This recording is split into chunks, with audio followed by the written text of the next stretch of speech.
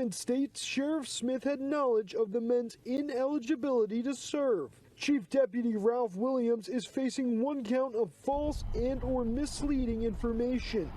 His indictment alleges Williams lied to A Post, saying one of the men serving as a deputy had been terminated when in fact he was still working for the Walker County Sheriff's Office. There's something called the Brady list that they're supposed to be put on. But when they're hiring cops, they just ignore that list. And that's your rights being violated, my friends. According to Alabama law, Sheriff Smith can remain a sheriff.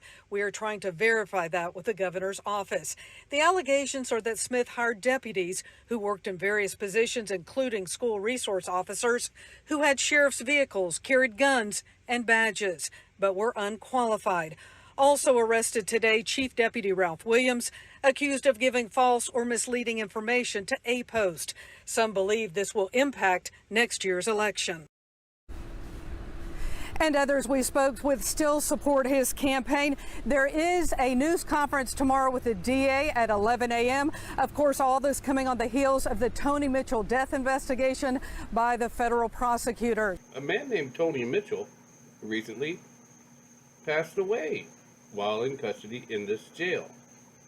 That, if you watched my last story, these deputies really enjoy beating people up in their jail. I was inside the federal courthouse this morning when all 10 defendants walked in, answered to their charges, and walked back out, all of them pleading not guilty to their charges in connection to the death of Toni Mitchell. Toni Mitchell died after 2 weeks in the Walker County Jail back in January of 2023.